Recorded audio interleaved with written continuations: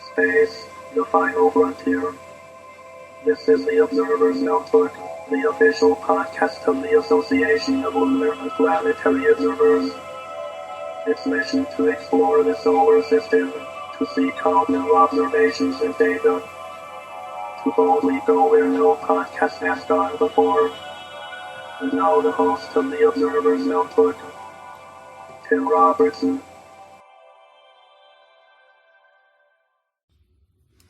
Hello and welcome to episode 212 of the Observer's Notebook, the official podcast of the Association of Lunar and Planetary Observers. I'm Tim Robertson, the host of the Observer's Notebook and also the coordinator of the training program within the ALPO. Thank you for downloading and listening. The ALPO collects and analyzes observations of various solar system bodies and associated phenomena, and publishes detailed reports concerning these bodies in its quarterly publication, the Journal of the Association of Lunar and Planetary Observers, also known as the Strolling Astronomer. This podcast depends upon donations from you, our listeners, to keep it alive. If you enjoy what you hear in the podcast, you can donate to it via Patreon. You can start off by giving as little as $1 a month. If you feel even more generous, for $5, you receive early access to the podcast before it goes public. For a monthly donation of $10, you receive a copy of the Novice Observer's Handbook. And for $35 a month, you receive producer credits on the podcast. You can find out more by going to www.patreon.com/observersnotebook. And if you'd like to join the ALPO, membership begins at only $22 a year. Find out more at www.alpo-astronomy.org. And you can also find us on Facebook. Just search for ALPO Astronomy. And this podcast also has a Facebook page as well. Just search for Observer's Notebook. And if you enjoy what you hear in the podcast, please subscribe. That way you'll never miss another episode. And now, we're going to talk about Solar Cycle 25. Enjoy.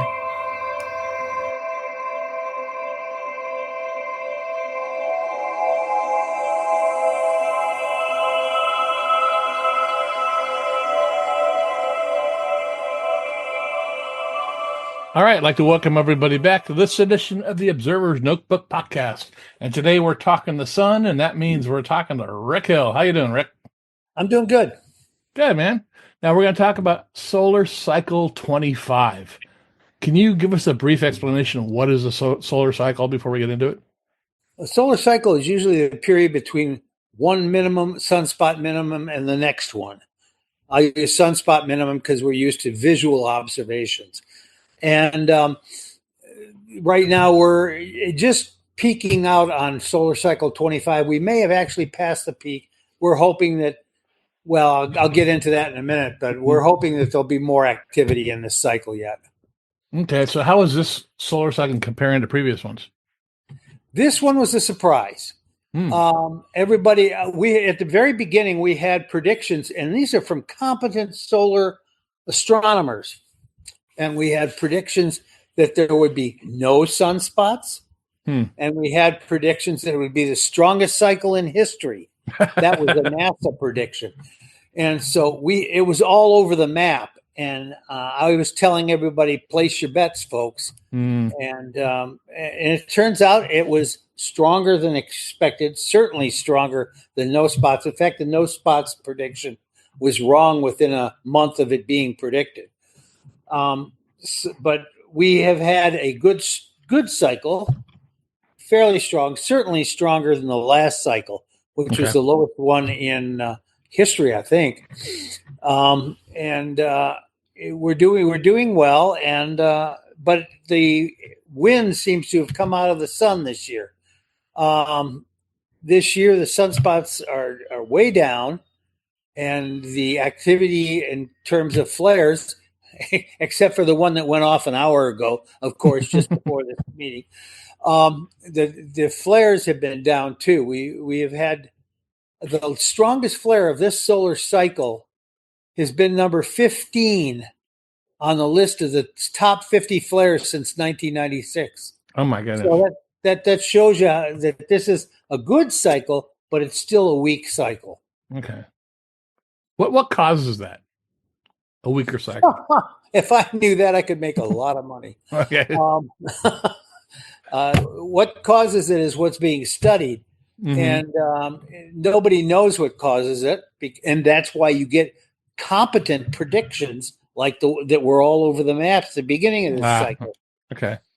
Because nobody really knows. We're looking, watching, waiting, and learning. All right.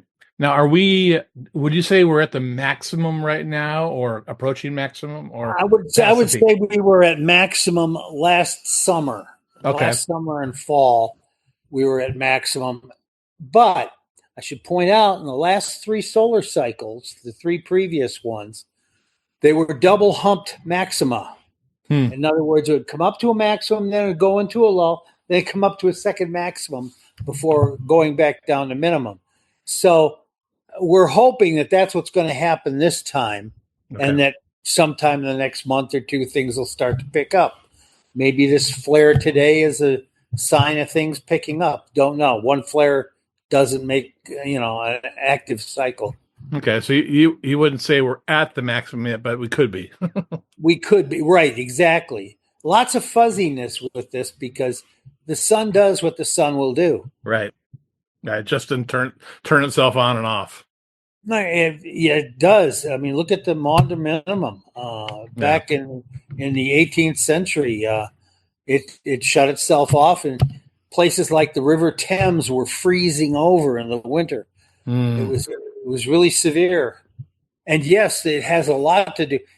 This is what annoys me with some of the environmental experts out there. And they'll say, well, the sun has nothing to do directly with the Earth's climate. Well, turn it off and see what happens. Good point. It most definitely does, and we can point to times in history when the sun's activity had directly mirrored what was happening on the Earth. Okay. So what kind of phenomenon are we seeing most of now? Sunspots, flares, CMEs, what type of things are we seeing? Right now, the sunspots are pathetically low. In fact, I'm beginning to wonder, we haven't had a 0 sunspot day in a long, long time. And I'm beginning to wonder if we aren't going to see a 0 sunspot day soon. We're down, I don't know what the count is today. I don't have that at my fingertips, but it's low. And the spots that are there right now are pretty paltry. Okay. So like I say, the top 50 flares, the top flare we've had this cycle in the last 10 years has been number 15 on that list. The top flare on that list is back in 2003. It was an X40 flare. The one flare we had today was an X1.2. So the X40 flare is the kind that shuts off satellites. Okay. All right. Interesting. Yeah, we are recording this in mid-May, so take that, listeners, if you're trying to judge, what we're seeing now and where the sun will be in a couple weeks when this does get released. Now, this will get released, and the sunspot count will be way over 100. Well, then you predict it now, okay? I wish I could. Now, other than this one flare you talked about, have there been any other noteworthy solar events in this cycle? Oh, yeah. There have been some great coronal mass ejections and flares, and these things have been caught by section observers, solar section observers, especially in H alpha, which is the light of hydrogen that people observe on the sun. And there's been plenty of good stuff to see. We just went off the disc last weekend. Active region AR, which is active region 4079, and it got naked eye for over a week. Oh yeah, naked eye with a filter. Never look at the sun without a filter, even at sunset. Right.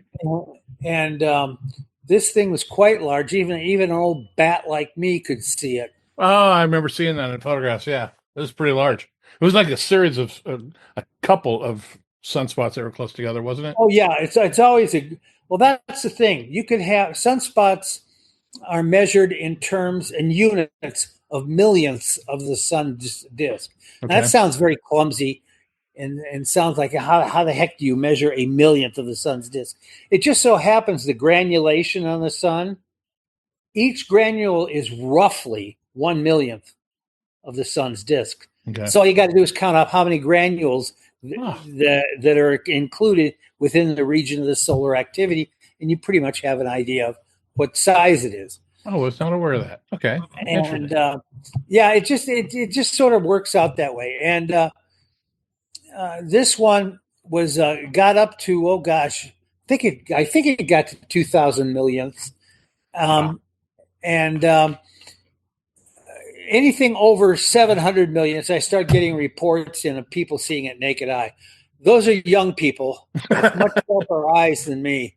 I've had cataracts in both eyes, had surgery, works great. Yep, same here. And so my eyes aren't quite what they used to be. They're a lot better than they were 3-4 years ago. For me, it takes about 1,000 millionths before I start to see it. Okay. And then it depends on the condensation of the group. In other words, if all the sunspots are contained within a small area that's that size, that'll get you a lot darker spot. Sometimes the spots can be scattered, smaller spots scattered over that area, in which case it's just not enough to see it naked eye. Okay. So naked eye is not a great measurement of anything, but it's fun. Okay. So let's talk about how these affect the Earth. So how does increased solar activity affect positive and negatively what's going on here? Well, of course, flares have effect on electronic devices. And we have not, like I say, number 15, the biggest flare we've had in this solar cycle is X9. The biggest flare in the last, 30 years has been X40. And each number up is a factor of 10 in strength. Okay. So it's like the Richter scale for earthquakes. Got it. And so X9 is strong, and probably you would notice it with some phone connections, some other electronic connections like our computers, like what we're doing right now. Right. And you could possibly notice it with that. But X40 is the kind of thing where we go radio dark for a while. And that's very serious. And we have not had that. Remember, that X40 was back in 2003. Right. All these other big flares, bigger than the biggest one from this cycle, have been in the beginning of the 2000s or the 1990s. Before we had all this electronic devices. We had a lot of them back there, but not like we have now. Yeah. Everybody's got an electronic device in their back pocket. Yeah, all we need is a huge solar flare to blow us all out. And you could have an X40, and we don't know what that would do to the phones, for example. Right. That's very true. Wow. And that could be really, really interesting. Yeah. So would you say this solar maximum isn't having any real effect on satellites and communication or power grid? I haven't heard of anything like that. Okay. Not like in 1980, 1986, 1988, 1989. We had a really strong cycle back then, very strong. And it was knocking out power plants. And I gave a talk on this at one of the ALPO meetings. Maybe I should do it again. But they had a power plant in Ottawa, Canada, that was completely shut down by one solar flare. Wow. Yeah. And our electronics now are much more widespread and much more sensitive to this thing. We do not have shielded electronics. We have very poor shielding. This leaves us open also to things like these what do they call them? Where you set off one nuclear blast a couple 100 miles up over a country. You can knock out all the electronics in that country with just the EMP, the wave of electromagnetic pulse. Yeah. Right. And this is something I've studied in great detail, and we're wide open to that kind of thing. That's crazy. That's scary. Yeah. Wow. So what effect does the solar activity have on, let's say, aurora? Aurora, of course, they've been getting good aurora the last year or two. Mm-hmm. And you see on, if you go to spaceweather.com, Mm-hmm. that web page, Mm-hmm. they show aurora. They have an aurora page, but they also have a lot of aurora announcements. Also for things called Steves, which are a different kind of auroral type activity. And that's all been showing up. People have been sending in their photographs. I haven't even looked at the space weather page today. I'm doing that right now while we're talking. But there's been a lot of really nice effects on the Earth. Of course, the page now, there you go. They've on the space weather page right now, they've got the X1.2 flare that went off just an hour or so ago. So they're very quick on getting these things on there. Okay. But they also advertise a lot of trips to go see aurora. Yeah. And the next year is the time to do that. After that, yeah, I'm heading to Alaska in September, so I'm hoping to see some up then. Oh yeah, you'll see some. There's no doubt. Yeah, I've never seen any. So. Oh really? Nope. Where are you? I'm in Southern California. Oh yeah. See, I'm from Michigan originally. Oh, okay. Well, that's we would be out variable star observing, and we'd get shut down on our variable star observing because the sky was all full of bright lights. Yeah. Well, I figure if I don't see it in Alaska, I'm in New Zealand for the total solar eclipse, so I better see it then. I can't. The southern lights are much less strong than the northern lights. Of course, I'm not New Zealand. I'm in Iceland. Iceland. Oh, okay. Well, that's easy there. Yeah. They even have it during solar minimum. Right. Yeah. So I'm looking forward to it when I'm there. Fantastic. So, how accurately do you think scientists can? Well, we have hundreds of years of data. How accurate can they really predict the timing and intensity of solar cycles? Not well at all. Okay. I'm always impressed by how I would bet against any prediction made about solar activity. It's kind of like the magnitude of a comet, huh? It's even worse. At least you got some models you can place against the comet. So there isn't any real solid modeling to use for solar cycles?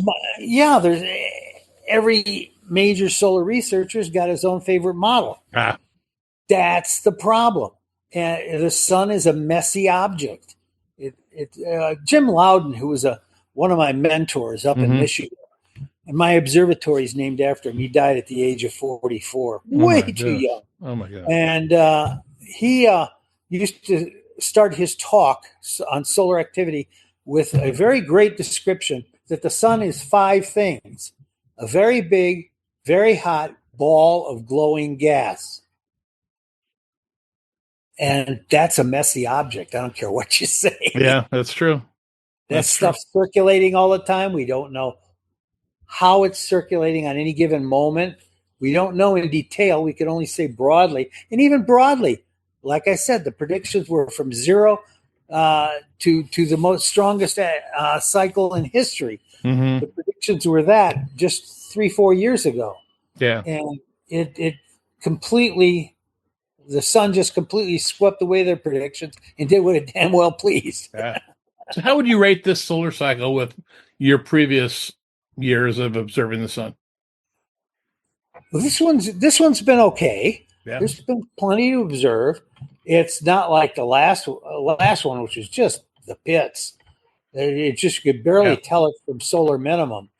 But then we had the ones back in the 1980s. The solar section was started in 1982. When Walter Haas asked me to start one, and that the solar cycles in the 1980s were just wildly busy, right? And those are the days of photography, not electronic imaging, and we were just swamped with stuff. It was so hard to do a solar report back then because I'd have to spread out all these 8x10 photographs on the dinner table, take over the dinner table, and try to make sense of it. And now it's just so wonderful with electronic images. Yeah. This is just great. Well, back then it was mostly white light images, wasn't it?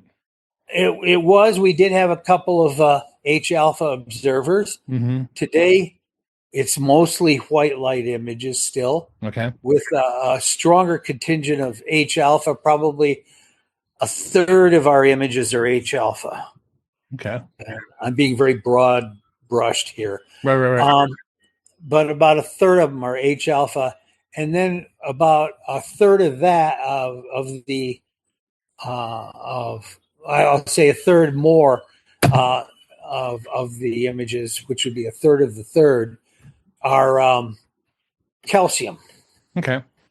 And we occasionally get an iron image or sodium image. Okay.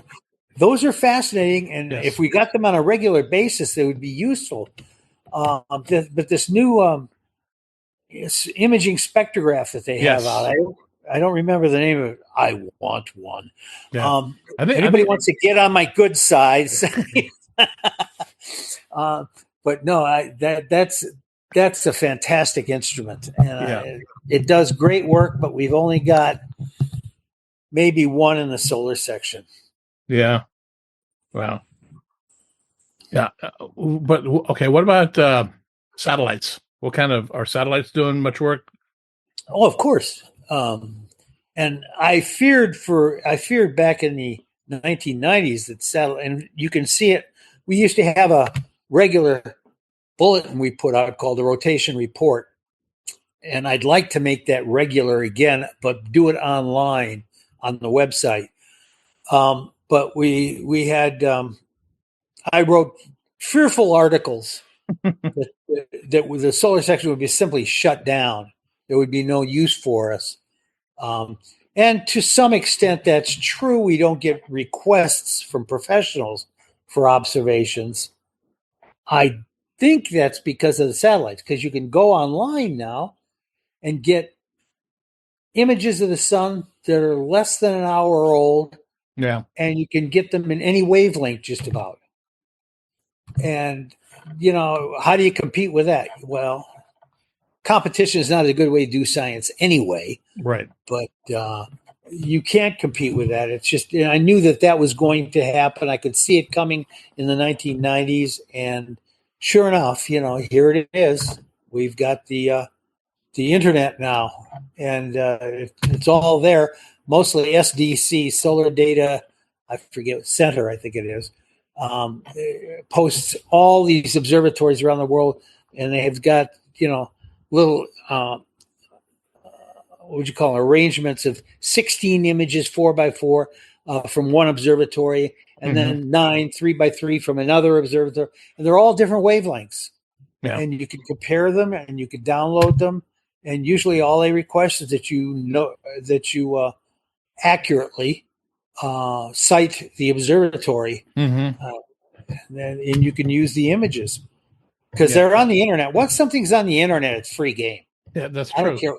I don't really, I put copyrights on my images, and you do. And it's just common law copyright.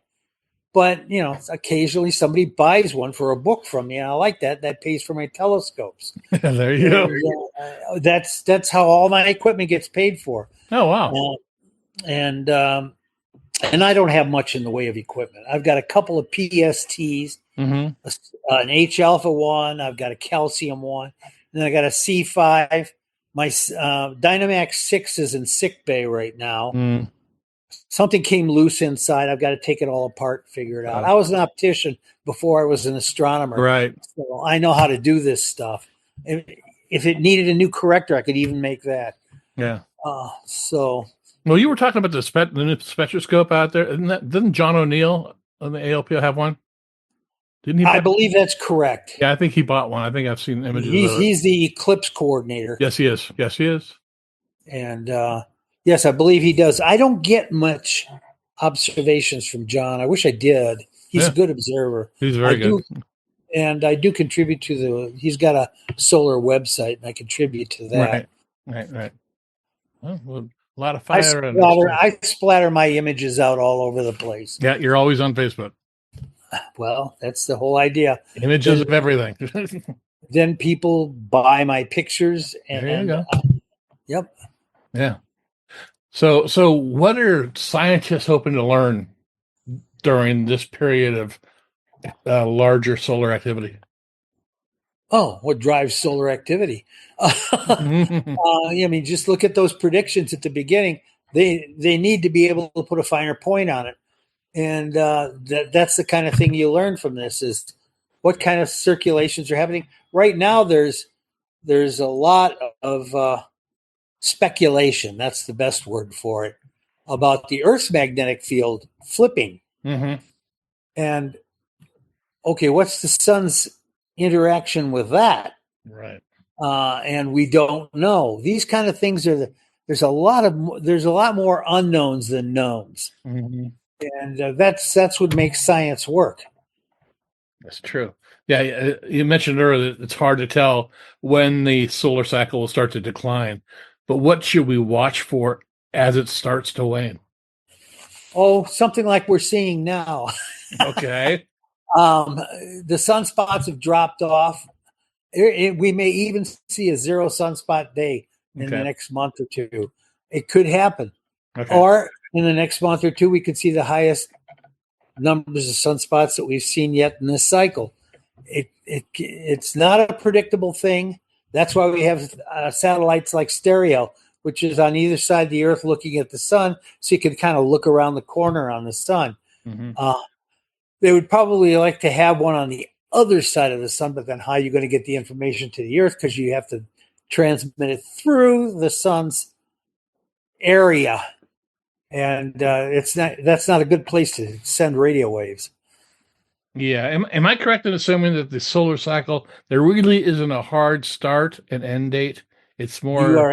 You are absolutely correct. And so it's a very fuzzy thing. So what is the average? Would you, if you could call an average? The average is 11.1 years. Okay. How's that for fuzzy? 11.1.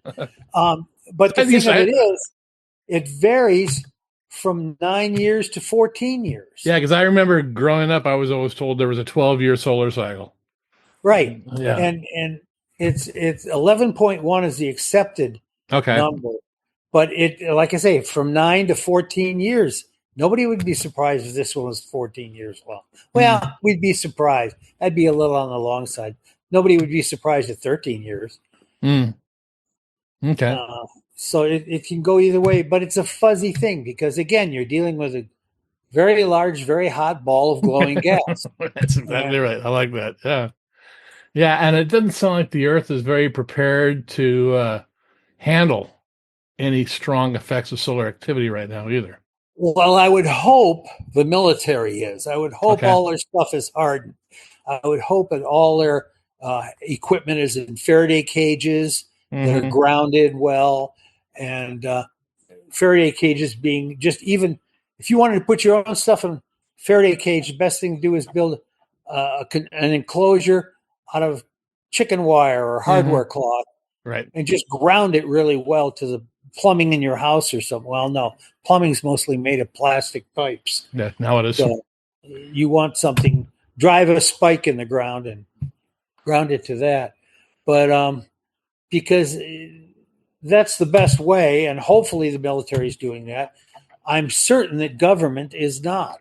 Mm-hmm. When you think of the amount of computers in our government, just our government, not even the Chinese and the Russian, and the amount of computing equipment is phenomenal. And I'm sure that only a small percentage is really hardened. Yeah. Well, even one of the most alarming technologies that worries me about the solar activity is GPS. Yep. You know, it's and GPS down here isn't the worry. The GPS satellite system, the constellation of GPS satellites. That tells you where you're at. Yeah. Yep. That could be, they have been knocked out at various times.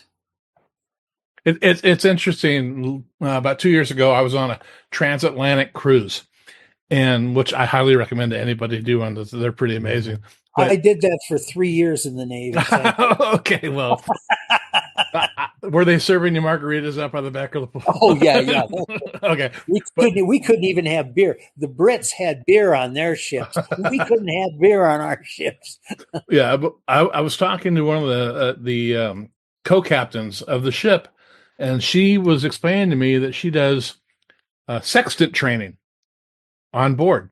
And what they will do in the middle of the Atlantic, they'll shut all the lights off on the ship outside, and she'll take her crew out, hand them a sextant, turn the GPS off inside the ship, and say, "Okay, now navigate us. Where are we? Where are we, and what direction do we have to go?" Because she would steer the ship a different direction.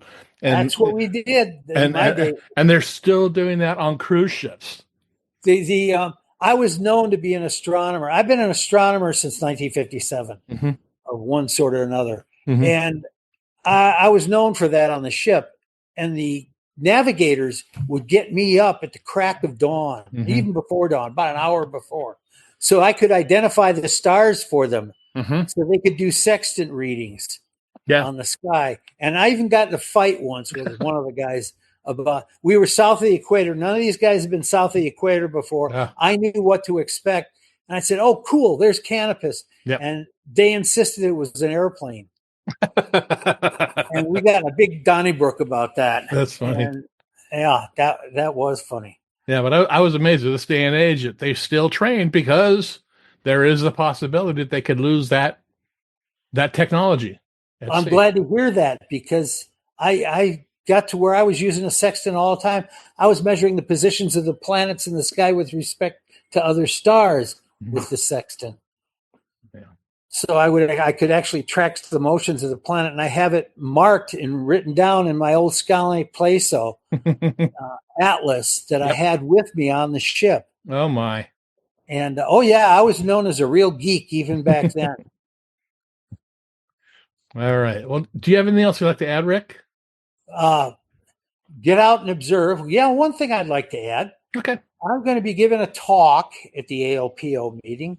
Okay. About observing the sun and telescopes to be used for that. And my big push is every one of us amateur astronomers has an old telescope in the closet. Or two. Whether it's a reflector or refractor, whatever. I'm pushing people to get those, drag those out, and set them up as a dedicated solar telescope. I've got 2 solar telescopes in my backyard. One's a 6-inch, one's a 3-inch. The 3-inch I use for quick look, just to take a quick look at the sun. They have uncoated mirrors. And then all I need is a little welding filter on the eyepiece, perfectly safe. And it's even safe if the welding filter were to break, which it won't, because it doesn't get hot. You can hold your hand at the focus all day long, and you won't get hot. And those telescopes are excellent for quick looks at the sun. And I'm going to show a couple of designs of that and where I got the idea. Not an original idea with me. It came from Sky and Telescope back in the 50s and 60s. Yeah, I think I was going to build it till I bought an unilluminized mirror. Yep. And I was going to make one with I was going to cut the tube at a 45-degree angle and put some type of mirrored thing in there. I don't know, to knock down even more light. You don't even need to go to that extent. Yeah. Just build yourself a Newtonian telescope and don't coat either of the mirrors. Yeah. And that's all it takes. And then all you need is about a number 8 welding filter. There you go. Oh. And I cut them myself. Biscuit cut them on my drill press. Mm-hmm. And then I put them in a little filter holder and screw them on the eyepiece, just like an ordinary filter.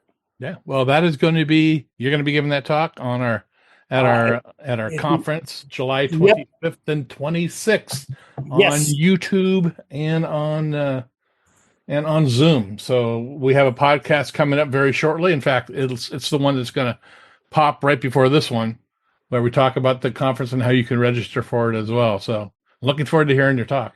Good. Thank you. All right. Well, Rik, I want to thank you again for coming on the podcast.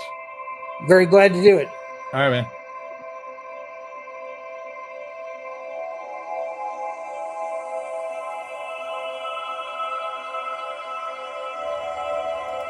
All right, well, that'll do it for this episode of the Observer's Notebook podcast. And I want to thank Rik Hill for coming on the podcast today and talking about Solar Cycle 25. Hope you all learned something from that. I did. We upload a new episode of the Observer's Notebook on the 1st and 15th of every month. You can subscribe to us on iTunes. If you do, please give us a rating and a review. I really appreciate it. You can also listen to us on Apple Radio, iHeartRadio, SoundCloud, Spreaker, Google Play, Stitcher, Amazon Echo, Spotify, and this podcast is also available on the ALPO YouTube channel. You can help support the podcast by donating to it via Patreon. Rik Hill is also a Patreon subscriber. You can start by giving $35 a month, where you receive 1 year's membership to the ALPO and producer credits on the podcast. And with that, I want to thank the producers of this podcast, Steve Siedentop and Michael Moyer, for their generous support. The link for Patreon, as well as the link for the ALPO, is in the show notes. If you'd like to get a hold of me, my email address is commentman@commentman.net. Until next time, I hope you always have clear and steady skies. Thanks for listening.